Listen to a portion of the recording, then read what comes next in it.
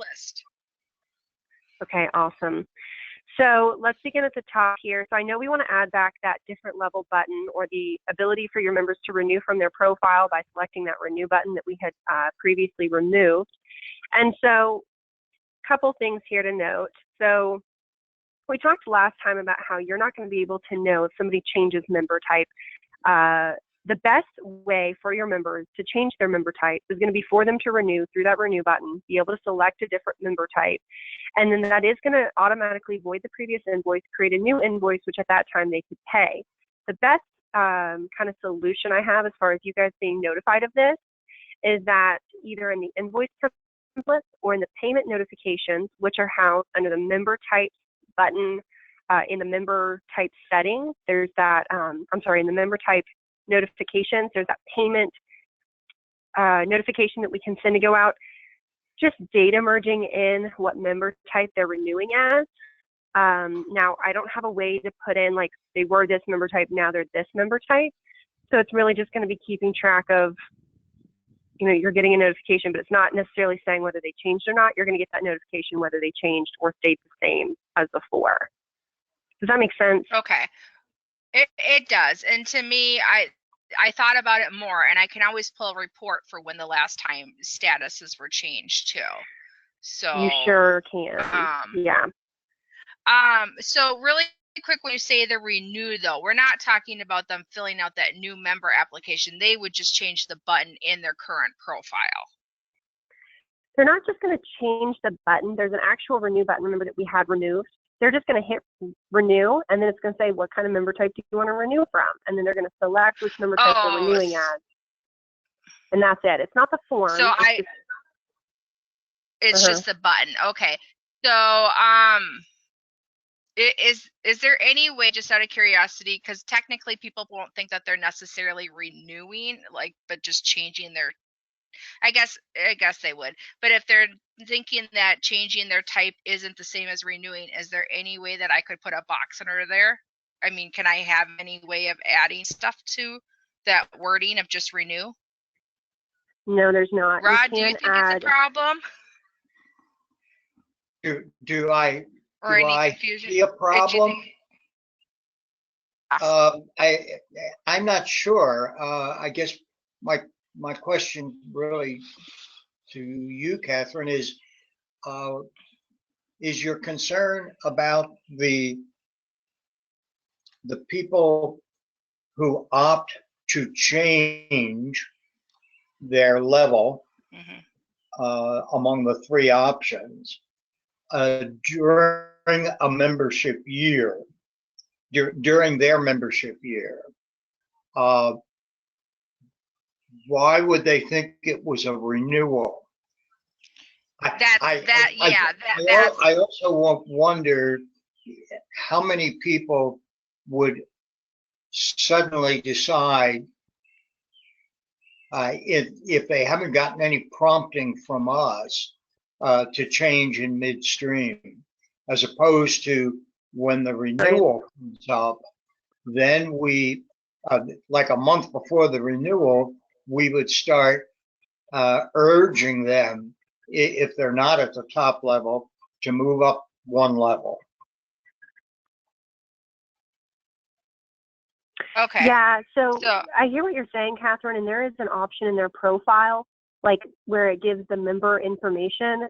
There is an option for them to, you can tell Profile Owner Attribute Security to allow your members to change their member type from their profile information. Now, the reason I wouldn't suggest that you do that is, just like Rod mentioned, they could go in and change it at any point in time, but they're not going to have an invoice that reflects that change unless a notification goes out with an invoice. So if I decide to change my member type after I've received my first invoice, if I go in and change my member type from that, like my list of attributes on me as a member, it's not going to automatically recreate a new invoice. And that's what's going to happen, is it's just going to void my previous, and then I'm going to have to wait until you have the next notification scheduled in the system to go out.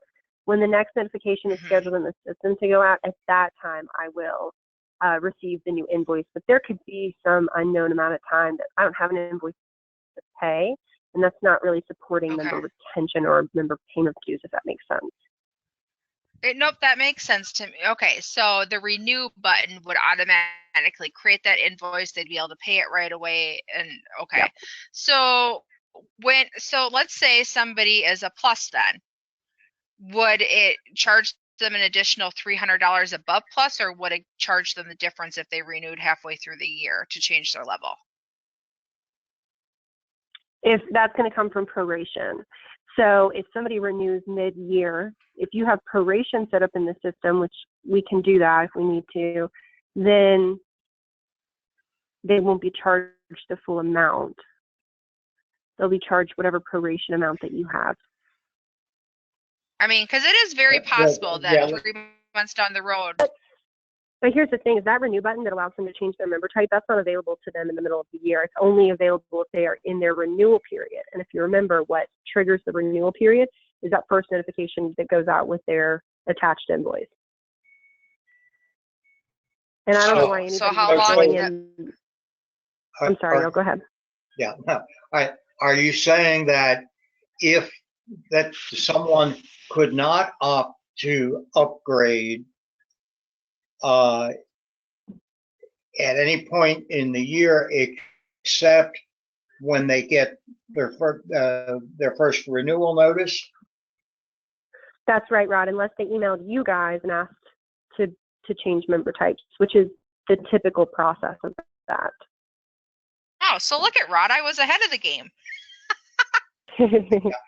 I guess you were. Yes, you were. Okay. So proud of myself.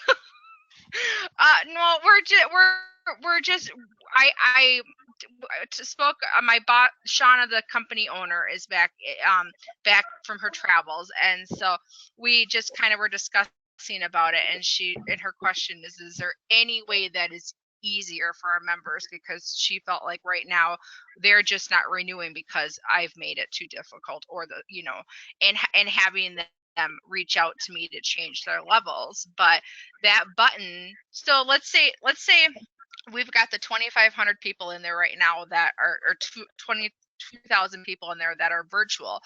Right now, they don't have any other way to change from virtual to plus or VIP but to email me, because technically they've already renewed. Is that correct? I see what you're saying. Yeah. So if yeah. So I can't speak to this because I've never had an association do this. A solution I could give you for that is for the virtual members, we can allow them to change the attribute of member type in, once again, by using the profile owner attribute security, and allow your virtual members only to change their member type. At that time, that means they could go in their profile at any point in time, up their member type, and then once the notification goes out, they'll receive a notification with an invoice attached that will reflect the appropriate amount depending on the new member type that they've selected. So that to me feels like it could be a solution. Okay. And we could just do that for just virtual. Because that's the group we're trying to get to upgrade. I mean, I know that some people will either downgrade or go from downgrade VIP to plus, or even luckily move up from plus to VIP. But 90% of our membership being virtual and wanting them to upgrade, we need to make it easy for them. Yeah, it just feels, honestly, to me, thinking of this from a user experience, I wouldn't know to go in my profile and hit edit and see if I can change my member type in that area. My first response would be to email you. So I feel like if you, I don't know, advertise the fact that they could email you and you gave them your email address, maybe you could even link it, clicking on your email and saying, hey, I want my member type to be blah, to me that seems more simple than navigating into my profile, selecting edit, choosing a new member type. And then once they choose a new member type, it's kind of like, well, now what? You're correct. It's simpler for them, but she's trying to get me out of being that middle person, I think, is the thought process with it too. So I see both ways. And I play my own devil's advocate. Let chime in there for a second. Of course. Can't that be a function that Nordia handles? Oh yeah, I mean it doesn't have to be me. She's just trying to Well, get there you to, go. she's So just you solved that one. all right. Okay. Maybe she's trying to automate as much as So possible within the system. she is trying to automate as much as possible. Yes, that's exactly what she's doing because I think that's what a lot of people are used to. And so Right. then they're, missing that step. And so yeah, it's trying to get HQ completely out of the equation. I But understand.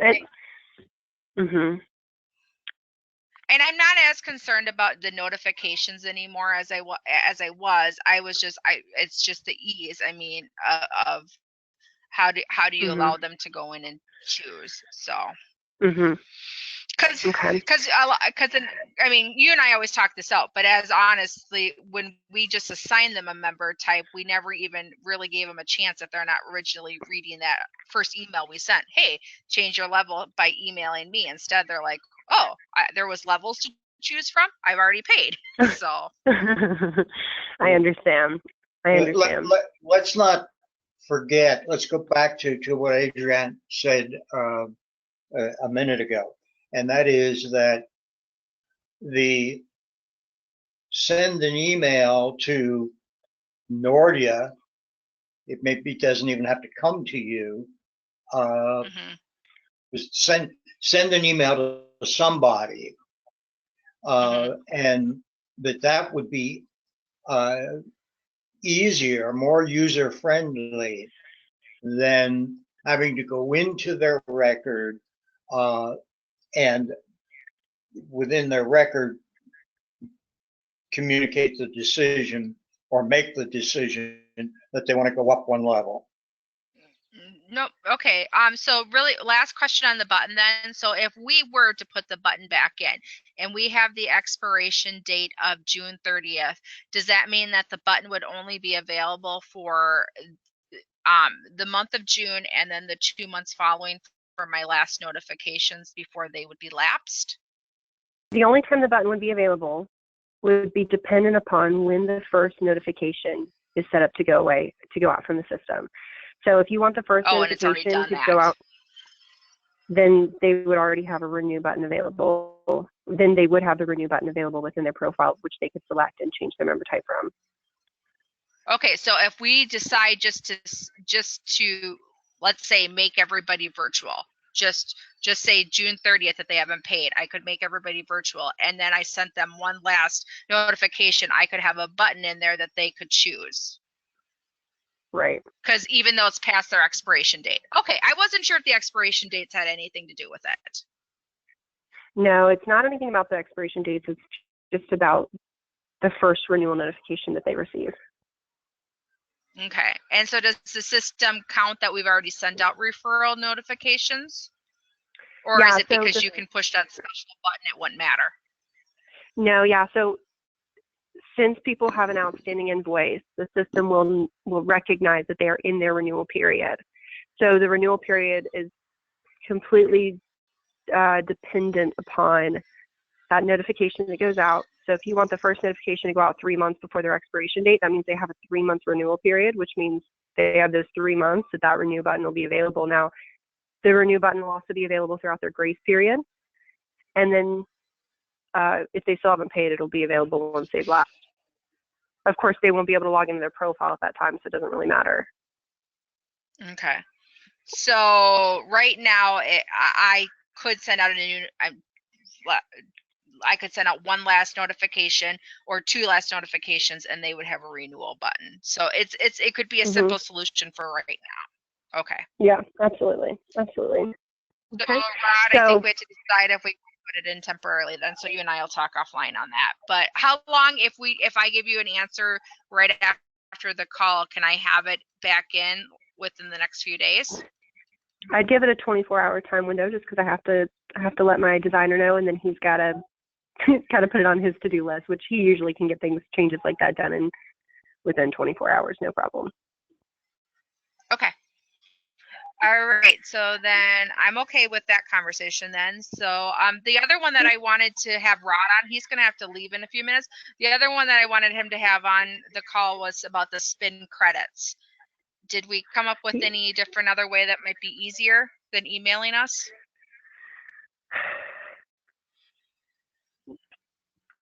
So the only other thing that I can think, so there's kind of two thoughts that my team came up with. One is I could teach you how to do imports. You're still going to have to apply the credits manually. It's really not, I don't think it's not going to be helpful for you. The second solution would be creating a discount code that they could use and giving everybody who has a credit the ability to access that discount code. So once again, for me to play devil's advocate, I would say, okay, great, they have the discount code. What happens once they use it, but they still have it? There's no way to limit them to use it one time. So let me look at that. So that's why that makes me feel a little bit uncomfortable. And to confirm, they would not be able to use a discount code on their membership dues? That would be just through the membership, right? They would still have to contact you to use it for membership dues. So they would be using the discount code if they want. Oh, okay. Then that's no different than what I know how to do discount codes, and I'm using them for other things, so that's no different. So the solution we have for spin credits is the best one right now. Yeah, it is as an attribute. It is going to be the best solution for us to keep up with right now. Okay. How often are your members accruing credits? How often? Well, I have about 50 volunteers on average every quarter that accrue credits. And then I have I guess, occasionally here and there, like what we have is a virtual hosted buyer program right now. And if you meet with one of our supplier partners, then you get $25 credit or $50 credit. And that can happen at any time. So they're kind of so I have a group that's quarterly. So I would do everybody together, have a checklist. And then I have some we're implementing just occasionally here and there. So it's less than 100 people currently with all of our membership that probably would have credits associated to them, but it's still it's me having to then remember that now I've applied the credit card to their membership dues. Now I have to go in and erase that out of their attributes so it's no longer there. Remember to put a date. It's like because there's no date that says when that like when I add that $75 credit on 3/1, I put in parentheses what date it is so I know how old it's been, because we're telling them they expire after a year. So I would completely remove them. It would just be nice if they were just in there and you could if they didn't use them, you could hit delete, delete, delete, delete. Does that make sense? It does. But the main promise that we've told them they can use them for is their dues. And if none of these account for them being able to use them on their own for their dues, I'm not sure if it's still a win-win situation. Yeah. Hey, can you see my screen? I was flipped on my notes, but now I can, yes. So Rod, can you see I don't know if this is. Yes. The attribute management, yeah.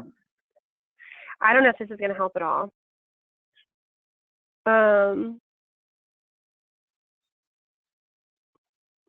Let's take a look, though.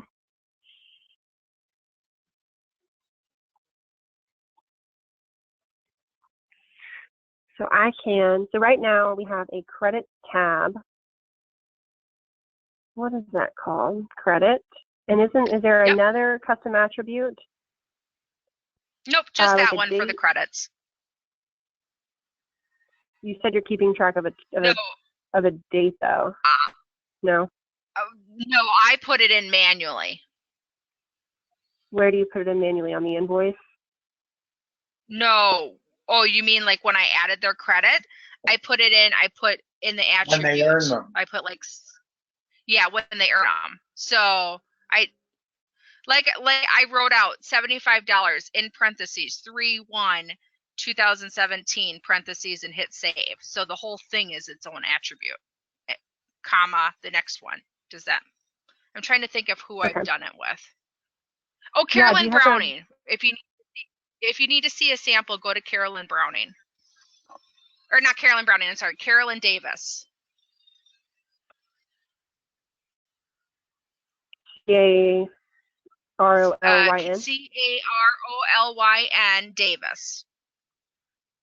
There she is.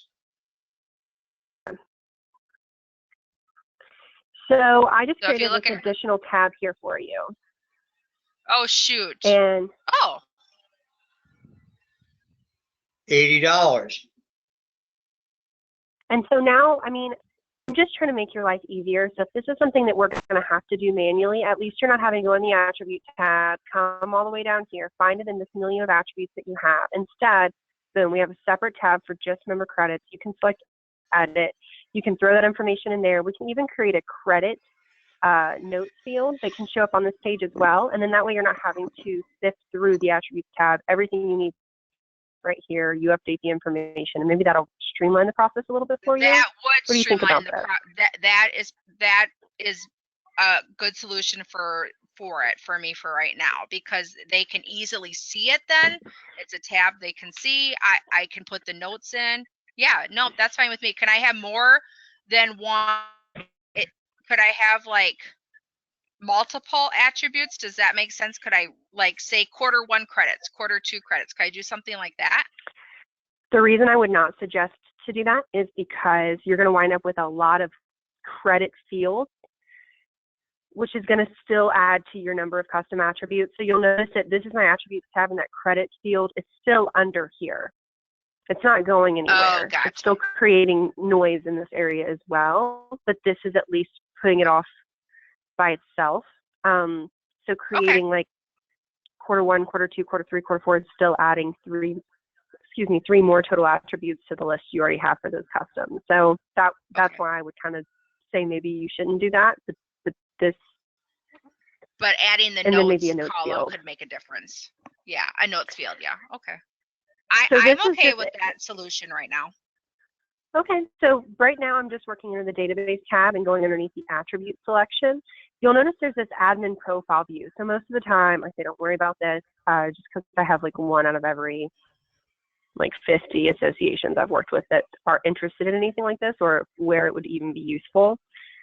So going to this admin profile view, basically I named the tab member credits, and then you can create different sections. So if you wanted to add, like I've had associations use this in the past for boards. Like sometimes they'll have like a million different boards and they want to keep track of who is on that board. You could do that here. So we could add a notes section as well.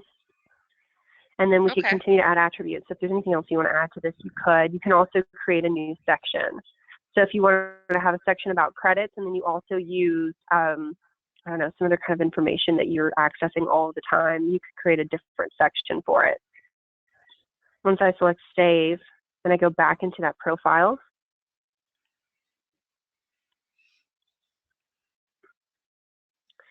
It'll reflect here in the profile. So you can add notes fields if you want to add dates or anything like that to this notes field on the credits, and that can be beneficial.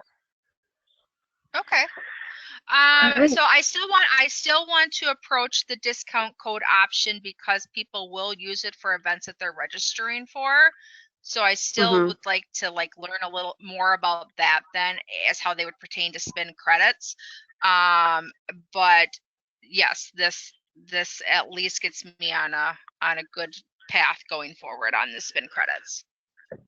Yeah, the discount code I think would be really beneficial if you structure the way they can use those credits differently, meaning like, hey, if you are a volunteer, or hey, if you met with this individual, then you'll get a $25 discount on your next event registration. And then you could just send all those people you could pool, like have an RSVP for people who are volunteering, or for meeting with somebody, like a form they can fill out or something where they could tell you when they met with that person, what they talked about, or I don't know, however you want to kind of judge if that person's being truthful. I can create multiple discount codes for one specific event, so that's how I can track them too. Okay. That's exactly right. Now that discount code is an actual number amount. It's not like 10% or anything like that. It would be like $25, Correct. $50. Mhm. So you have some members that have varying amounts of credit. So that's why I'm saying for what you have now, it may not be helpful unless you want to create a $25, a $50, $75 discount code. You know, they could be 3 different discount codes, and then you could just give them that code. They could use it any time. Yeah. No, and that's actually probably what I would do. That actually, I did not like in our last system that it was only in $25 increments that you could take things off. So to have the option to choose more in that credit actually is beneficial to me in a discount code. Awesome. So, okay. Perfect. So we could use it for that. All right, Now, like so I said, go ahead. No, I was going to say both of those solutions work for me. Yay, I'm so excited we found something that'll hopefully make your life easier because I don't want you to be having to do a bunch of manual work. Rod, do you have any questions for me? I know you gotta go. No. My primary reason for being involved today is to put additional emphasis on the fact that we're clearly having problems with ease of use. And I sent out a communication, Catherine may have shared this with you. I set out a communication to a group that we call our leadership, both our local branch and our national leadership. And they took a very stern tone that said, hey, we're ready to come to you to help us get the people who haven't renewed to renew. But it's not really very effective if you haven't renewed yourself, and our records show that, you know, like 80% of you haven't renewed. Well, I thought I'd get some pushback from that, but at least I would hear from them. And I got a lot of pushback because they were saying, well, we don't know how to work the damn thing. You know, we just, you know, right. And whether they're right or not, as long as they think they're right, as long as they're having, that's all that matters. You know, we hear it. Yeah. Well, not only do we hear it, but it means there is something wrong. Maybe we're too close to it to see it. The difficulty for an occasional user. So it sounds to me, and I'm listening to Catherine's responses to the various things today. Seems to me, Catherine, that you've gotten good answers, anything from acceptable to good, to make it work and to make it easier for the average member. Yeah, and I think I'm just going to make that decision right now that yes, we are going to put that renewal button back in, Adrienne, because at least for this short period of these three months or whatever, in this next notification period that we send out the dues again, they'll have that option. And then if it disappears after that, we'll go back to they email me. Okay. We'll give them 2 options. Rod, is that okay with you? Yeah. Okay. And like, I normally don't hear, and I was just going to make this comment. I've honestly never heard any pushback on the renewal process. They're receiving an email, they click a link, and then they can apply payment. And that really doesn't get any easier than that. So they don't even have to log in. So I'm just curious as to if they're receiving that notification email. And Catherine, I know that that's on our list of things to discuss today as well. And maybe we need to talk or explore sending out more notifications. I mean, I know we can only send out 4, but I don't think we're using all 4 of those at this time. And maybe we need to be sending, you know, a little bit more pronounced and sending out those renewal notifications. Maybe they just didn't see the first one that came through. They don't even have to go in their profile. Most associations don't really. They just get the email and pay from the email. Right, but when that email comes, now let's talk about the email really quick. Rod, you have to go, I know, right? So I can fill you in on, and I'll send you the link to listen to. Yeah, please fill me in on that because I think that is important. And Adrienne, I think we're very interested in what MemberClick's overall experience with other users is. Mhm.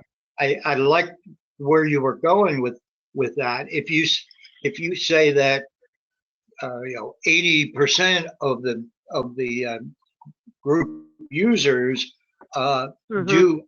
do more of these renewal notices and things of that sort. That's extremely helpful to us because we're really just finding our way with a lot of these things. Yeah, totally.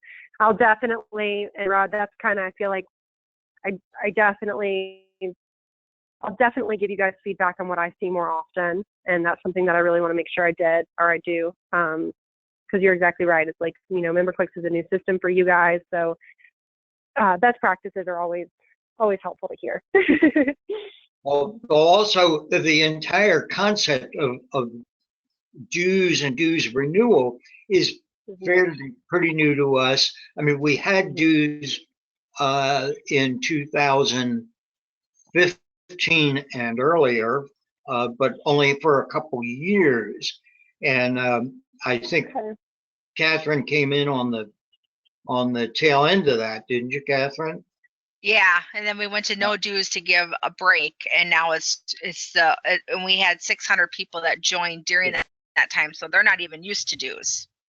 Got it. Yeah. And that's where some of the confusion, I'm sure, is coming from. There's a learning curve going to be there for your members, and that's to be expected. And I would, that's no different. Every association has some member pushback or member confusion because it's a new process and because there's a learning curve, but that's to be expected. All right, Rod, we'll talk with you later then. I'm gonna sign off. Thank you very much, Adrian.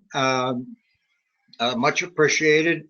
And we'll catch up, Catherine. I'm not sure what time I'll get back from this other meeting, but Okay. if not, then first thing in the morning. Okay, perfect. Sounds great. Great. Okay, Thank yep. you. Thanks, Rod. Have a great Wednesday. We'll talk to you soon. Thank you. So, You too. Have a good one. So Thank you. Adrian, if we're sending that email, so with that email and they're opening up the link, if that button is in there, can they change it at that button or that link? Would they be able, they could go into their profile and change what level they want to be if they chose to go virtual instead. That's exactly right. They wouldn't be able to change their member type Okay. from that invoice. They would have to hit the renew Right. button from their profile. And maybe you could add some verbiage to some type of email like, hey, we heard that, this confusion. Just to let you guys know, we've made this process easier for you by adding this button to your profile. This is how you access it. This is what to expect.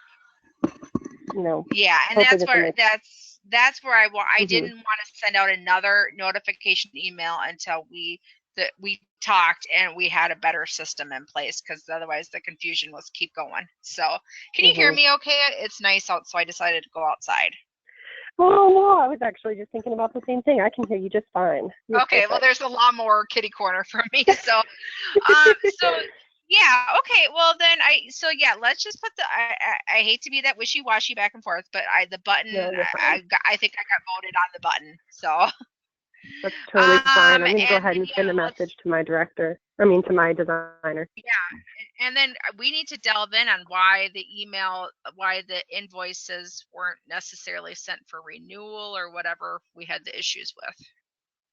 So this is tough for me because when I went back into the system, some of the notifications have been turned off that I turned on, and maybe I never turned them on. I really don't know. I can't go back and see what happened there, but my thought process on that is that somewhere along the way those notifications got turned off, and I think that probably happened before or prior to the notification having the opportunity to send out. Now, there was one member type where it did send out, and those members are fine. So there's a couple of checkpoints that I want to look at, and I can press my magic button and I can send them out. We can do that for one member type to make sure everything looks right, to make sure it works appropriately, and then we can do it for the rest. That would be my solution to that.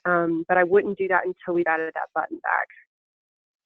Correct. Yes. Okay. Yeah, no, I would have you. My gut is saying that. Well, I always say that it changes, but my gut is saying right now that I think we're in a position to have you re-push out that button next Monday or Tuesday. And Okay, so, but we'll go they ahead and would schedule a call together. Uh-huh. they so they right now they would be having the expiration date still of June 30th, and then they would go into lapsed, and which lapsed is 45 days or 60 days. And if they haven't paid Mhm. after lapse, then it would be up to me to Mhm. choose if I just move them to virtual as a mass group then, or if I take them out of the system and let them be pending or whatever, or lapse. So, okay. Yeah, we can I just have to definitely. talk dates, and maybe it could be that they give them my boss decides it's a deadline of June 15th or July 15th. So I just got to talk those over with her. But yes, I don't think that we're in a position to send that email out again until early next week, Okay, great. especially That's with it totally already fine. being Thursday. Right. And then the forms, if you were able to figure out, Nordia just asked me to ask that question again. Okay, the question is just confirm if someone, okay, hold on, let me go down this list. So you said just to confirm if Sure. someone updates their level, does it get noted in the new members in 90 days? So the answer to that question is no. Okay. New members in 90 days comes from the join date, not from like their renewal date or anything like that. So if their join date is within the last 90 days, they're going to show up. If they've been a member for 5 years and they change member type, they're not technically considered a new member. They've just changed member types. Okay. Make sense? Okay, and that brings up something that I forgot to add. So now my boss has, Shauna has decided that we should remove the process of having to approve members, and just that way we're not once again having to invoice them when they've told us what level they want to be. Just let them be a level and pay at that time. However, I need to put a little note, so I can change that on the back end, right? I don't need you to do that for me. Okay. You can, yeah. Yep. Because obviously I need to redo the form and put the payment and stuff in there. But my question for that is, if they are oh shoot, it just left me. Hold on a second. Oh, I hate when you just go blank. You are totally fine. I understand that. You can take a second.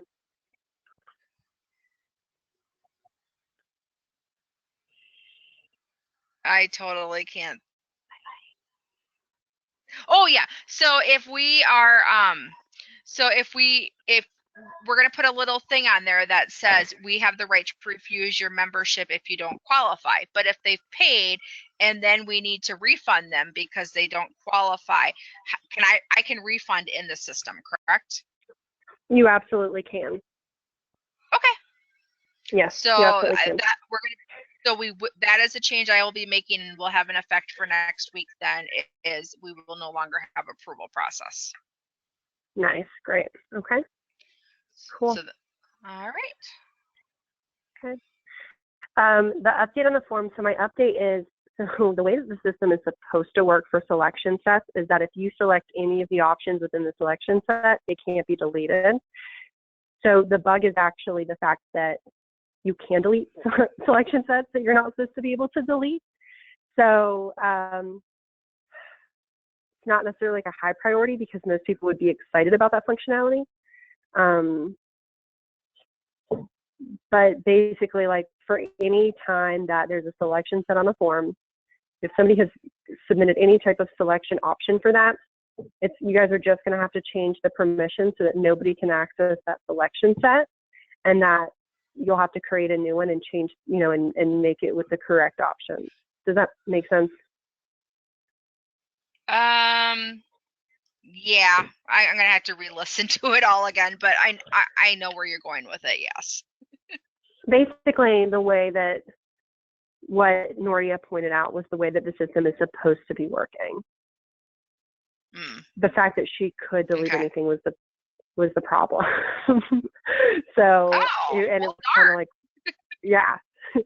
So we'll need to we'll need to, the best practice moving forward is always just unpermission everything for that selection set, or take all the permissions away from the selection set and then adding a new selection set. Okay.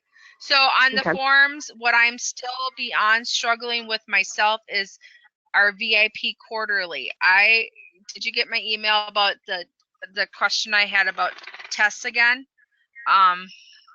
So if you go into the latest form that I worked on was San Diego June 22nd event. And I'll have you look at it now. The branch event? I can't see your Celebrity screen Infinity moving at all. No, I'm sorry. it's dated. It's in parentheses dated the 22nd. Lunch and Learn. Got it. So Okay. I created this one. So I know everything that I've changed, and I have gone up and down and swear I've changed everything to VIP quarterly like at least 4 times. And when I go in and test the one VIP quarterly I have, she still doesn't have permission. And I didn't even realize that you had to change the permissions of who could see a header. I mean, I didn't realize it was that detailed. They're literally everywhere. Yeah, there's too many of them, not gonna lie. I know. I get why like, they're there. Yeah, but it's a lot. Boom. See Oh, it? there it was. Where was it? And it's actually on the entire section. So like what wasn't checked was like see properties for the spin branch event section. Then I have to come down here, edit group permissions, and then add it. So now everything should be 100%. Oh, so you can do it on the section. Okay, can we test her really quick then? Take this form. Yeah, we sure can. So like, let's go log in as a VIP quarterly to make sure she can see this. Is this linked on the front end? I'm assuming so, since it's got some form submissions. Yes.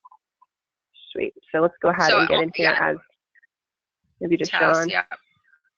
Oh, that's fine. Assume profile. Okay, and how do I get to this? So under San Diego.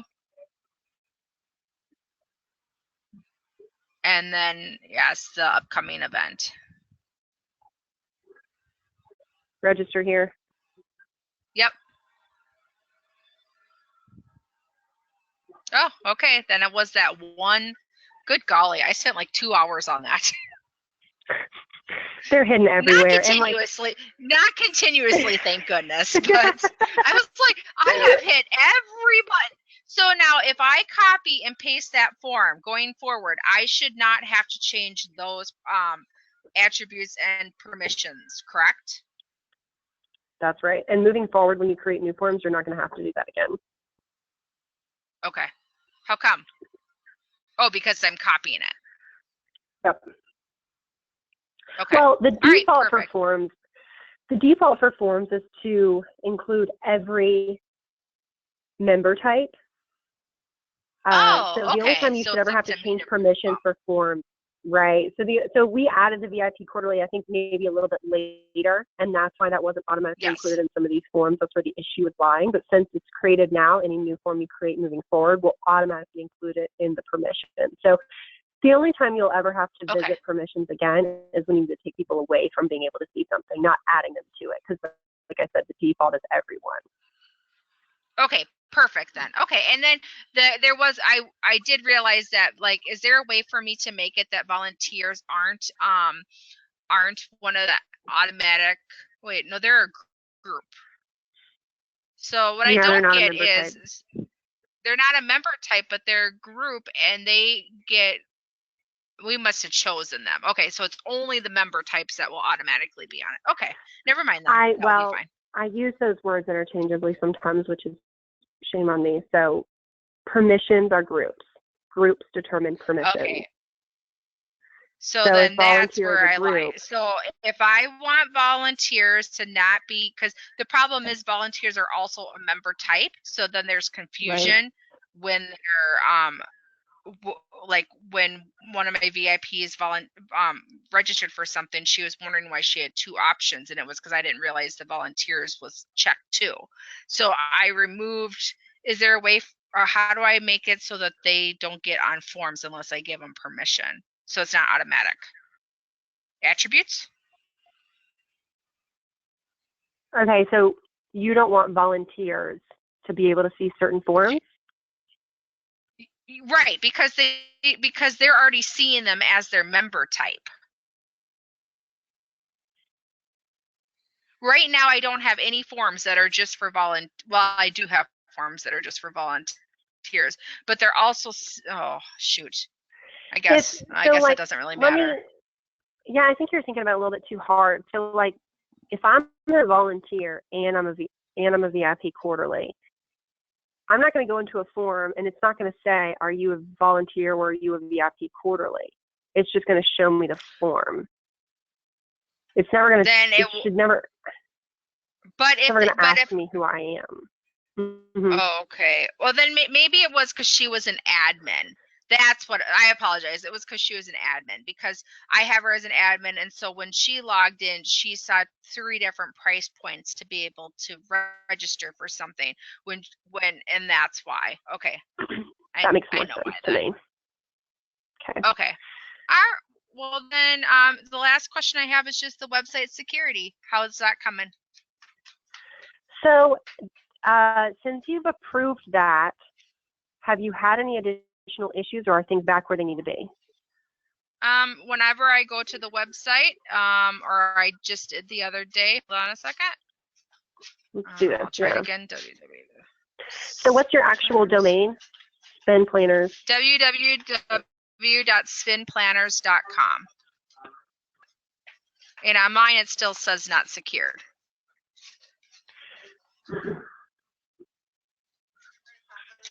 But I'm still able to view the site now. You're still able to view the site. My concern is if I direct people to this and it says not secure, there's no way they should use this link to pay for anything on our site. So yeah, if you've always been able to view it. If I log in, that not secure is going to go away. So kind of the big thing here, and I hope I explained this right because I have somebody who knows about all this stuff sitting very close to me. Basically, sites that you visit can be HTTP or HTTPS. If it's HTTP, it is not secure. The second that you log in, the URL will read HTTPS. That's because we can ensure it's secure. So that where it says not secure will change the second that they log in and the second that they try to make a payment. Okay. That makes sense. So like, what's your me. login? Yeah. Mine? Yeah, what's your login? I'm going to log in as you. I think it's C. Jensen. Is it Ian or S-O-N or S-E-N? Ian. And then try Planners 1. I honestly can't remember. I just have it automatic. I made it I'm on the phone. 2017, Try that. I think.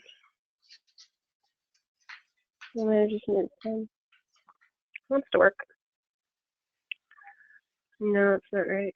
C. Jensen.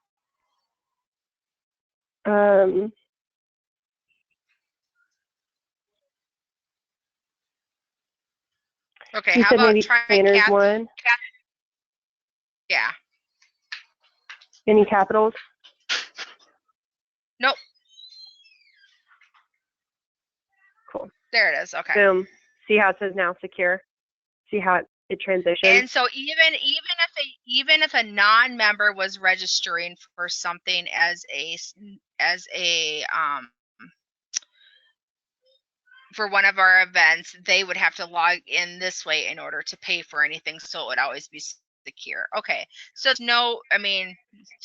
just sucks. I mean, it has an off-putting fact when it says not secure. I don't think spinplanners.com. I don't think that every not going to always say it. I think that it's just telling us that because you're probably testing it in an incognito window. Am I correct in saying that? I've done it both ways, and it's still always So said. I'm in not secure. I'm at stimplanners.com right now in a different browser, and it's not telling me anything about it not being secure. Really, Okay. though, that's just for the benefit of you and your members. So we don't ever want somebody to pay for something if it's not secure.